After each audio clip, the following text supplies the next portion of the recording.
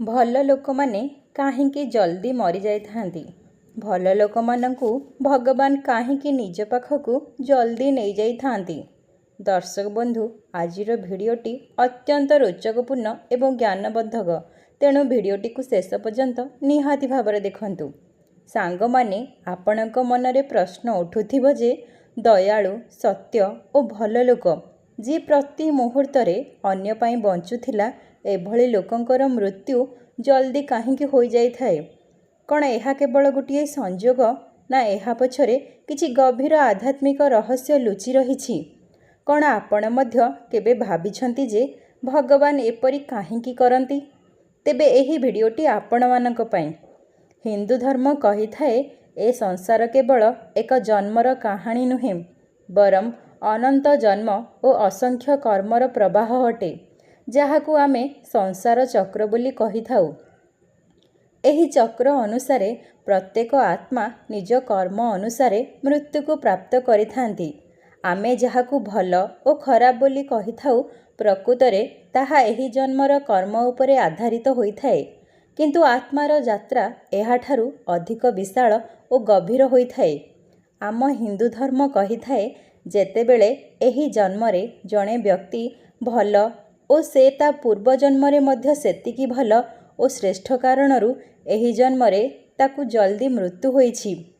କାରଣ ଆତ୍ମା ନିଜ ପୁଣ୍ୟ କାରଣରୁ ଏ ସଂସାରର ବନ୍ଧନରେ ଅଧିକ ସମୟ ପର୍ଯ୍ୟନ୍ତ ବନ୍ଧା ହୋଇ ରହିନଥାଏ। ଭଗବାନ ଶ୍ରୀକୃଷ୍ଣ ଭାଗବତ ଗୀତାରେ କହିଛନ୍ତି, ଆତ୍ମା କେବେ ଜନ୍ମ ହୁଏ ନାହିଁ କି ମରେ ନାହିଁ, କେବଳ ଏହା ଶରୀର ତ୍ୟାଗ କରିଥାଏ। ସେଥିପାଇଁ ଯେତେବେଳେ ଭଲ ମଣିଷ ଏ ସଂସାରରୁ ମରିଯାଇଥାଏ, ସେ ଆଗାମୀ ଯାତ୍ରା ପାଇଁ ପ୍ରସ୍ତୁତ ହୁଏ। ଏହା ଗୋଟିଏ କାରଣ ଯେ ଭଲ ଲୋକମାନେ ଜଲ୍ଦି କାହିଁକି ଚାଲିଯାଇଥାନ୍ତି। ଏହାର କାରଣ, ସେମାନେ ଏ ଜନ୍ମରେ ନିଜର ସମସ୍ତ ଧର୍ମ ପୂରା କରିଦେଇଥାନ୍ତି। କିନ୍ତୁ ଆମେ ଏହାକୁ ଭଗବାନଙ୍କର କଠୋରତା ବୋଲି ଭାବିଥାଉ। ଆମକୁ ଲାଗିଥାଏ କି ଆମ ସହିତ ଅନ୍ୟାୟ ହୋଇଛି, କିନ୍ତୁ ଈଶ୍ୱର କେବେ ଅନ୍ୟାୟ କରନ୍ତି ନାହିଁ। ଯାହା ହୋଇଛି ତାହା ଆତ୍ମାର ଯାତ୍ରା, ଆତ୍ମାର କର୍ମଫଳ, ତା'ର ଆଧ୍ୟାତ୍ମିକ ଉନ୍ନତି ଅନୁସାରେ ହୋଇଥାଏ। ଆଉ ଗୋଟିଏ ସତ୍ୟ ହେଉଛି, ଭଲ ଲୋକଙ୍କ ଜୀବନ ଶିକ୍ଷଣୀୟ ହୋଇଥାଏ। ଯେବେ ସେମାନେ ଏହି ସଂସାରରେ ରହିଥାନ୍ତି, ସେତେବେଳେ ତାଙ୍କର ବ୍ୟବହାର, ତାଙ୍କର ପ୍ରେମ ଆଖପାଖ ଲୋକଙ୍କ ହୃଦୟକୁ ଛୁଇଁଥାଏ। ଯେତେବେଳେ ସେମାନେ ଚାଲିଯାଆନ୍ତି, ସେମାନେ ସର୍ବଦା ଲୋକମାନଙ୍କର ଇତିହାସରେ ସ୍ମୃତି ହୋଇ ରହିଥାନ୍ତି। ହିନ୍ଦୁ ଧର୍ମଶାସ୍ତ୍ର କହିଥାଏ, କିଛି ଆତ୍ମା ଏ ଧରିତ୍ରୀକୁ କେବଳ ବିଶେଷ ଉଦ୍ଦେଶ୍ୟ ନେଇ ଆସିଥାନ୍ତି। ସେମାନେ ବେଶୀ ଦିନ ପର୍ଯ୍ୟନ୍ତ ରୁହନ୍ତି ନାହିଁ ଏବଂ ଏକ ଦିବ୍ୟ କାର୍ଯ୍ୟ ପାଇଁ ଆସିଥାନ୍ତି। ଠିକ୍ ସେହିପରି ଦୀପ କିଛି ସମୟ ପାଇଁ ପ୍ରକାଶ ଦେଲା ପରେ ଚିର ସମୟ ପାଇଁ ଲିଭି ଯାଇଥାଏ। କିଛି ଲୋକ ମଧ୍ୟ ନିଜ ଛୋଟ ଜୀବନରେ ଏତେ ଦିବ୍ୟ କର୍ମର କିରଣ ବିଛାଇ ଦେଇଥାନ୍ତି ଯେ ଲୋକମାନେ ତାଙ୍କୁ ବର୍ଷ ବର୍ଷ ଧରି ମନେ ରଖିଥାନ୍ତି। ସେଥିପାଇଁ ବୋଧହୁଏ ଭଲ ଲୋକମାନେ ଜଲ୍ଦି ମରିଯାଇଥାନ୍ତି। ହିନ୍ଦୁ ଧର୍ମ ଶାସ୍ତ୍ର କୁହେ, ଯେତେବେଳେ କୌଣସି ଭଲ ଲୋକ ବା ପୁଣ୍ୟାତ୍ମାଙ୍କର ମୃତ୍ୟୁ ହୋଇଥାଏ, ତେବେ ତା'ର ପ୍ରଭାବ କେବଳ ତା'ର ପରିବାର ଓ ସମ୍ପର୍କୀୟଙ୍କ ପର୍ଯ୍ୟନ୍ତ ସୀମିତ ନଥାଏ, ବରଂ ତାଙ୍କ ଅନୁପସ୍ଥିତି ସମାଜରେ ତରଙ୍ଗ ଭଳି ଖେଳିଥାଏ। ଏହି ପ୍ରକାର ଆତ୍ମା ଯିବା ପରେ ସଂସାରକୁ ବଦଳିବାର କାର୍ଯ୍ୟ କରିଥାଏ।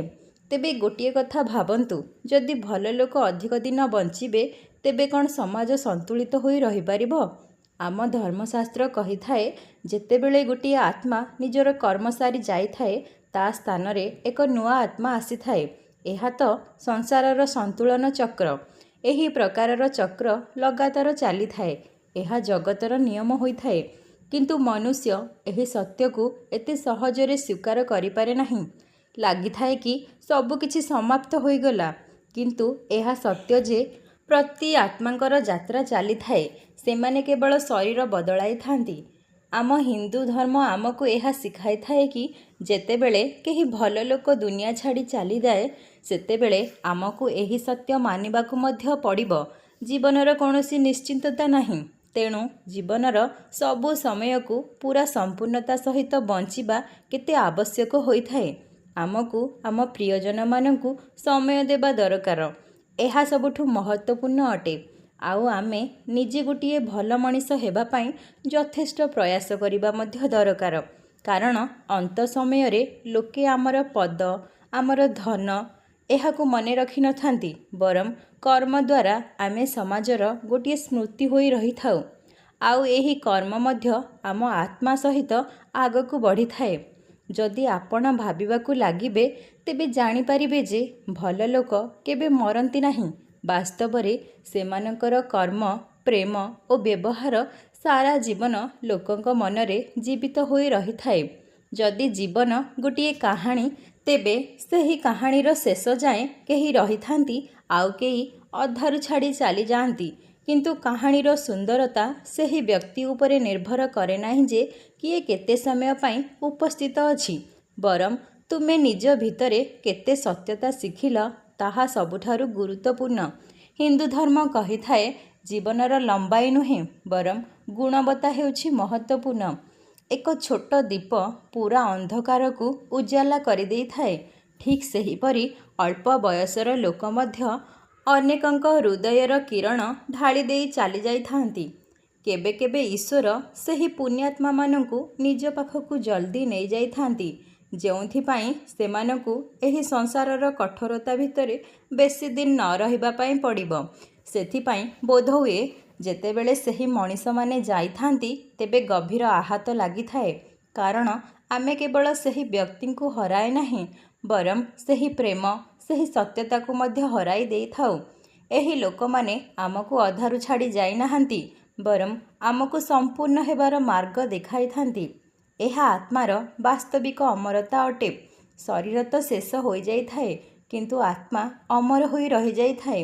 ଯଦି ଏବେ ମଧ୍ୟ ଆପଣଙ୍କ ମନରେ ପ୍ରଶ୍ନ ଉଠିବ ଯେ ଭଲ ଲୋକ ଜଲ୍ଦି କାହିଁକି ଚାଲିଯାଇଥାନ୍ତି, କାରଣ ସେମାନେ ନିଜ ଜୀବନର ସମସ୍ତ କାର୍ଯ୍ୟ ସମାପ୍ତ କରିସାରିଲେଣି। ସେମାନେ ନିଜ କିରଣକୁ ପୂରା ଦୁନିଆରେ ବିଛେଇ ସାରିଲେଣି। ଯଦି ଆପଣ ଏହି କଥାକୁ ଭଲ ଭାବରେ ବୁଝିସାରିଲେଣି, ତେବେ ସେହି ଲୋକଙ୍କର କିଛି ଦିବ୍ୟତା ଗୁଣ ଆପଣଙ୍କ ଭିତରକୁ ଆସିଗଲାଣି। ଭଲ ଲୋକ କାହିଁକି ଜଲ୍ଦି ଚାଲିଯାଇଥାନ୍ତି? ଅସଲି ପ୍ରଶ୍ନ ଏବେ ଆସିବ ଯେ ଆମେ ଆମ ଜୀବନରେ କେତେ ଭଲ କର୍ମ ଛାଡ଼ିଯିବା। ଯେତେବେଳେ ଆମ ସମୟ ଆସିବ, ଲୋକେ ଆମକୁ କେଉଁ ରୂପରେ ମନେ ରଖିବେ?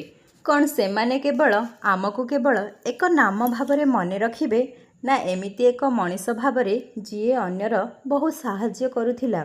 ଜୀବନ ଛୋଟ ଏବଂ ଅନିଶ୍ଚିତ, କିନ୍ତୁ ଏଥିରେ ମଧ୍ୟ ବହୁ ସୁନ୍ଦର କଥା ଲୁଚି ରହିଛି।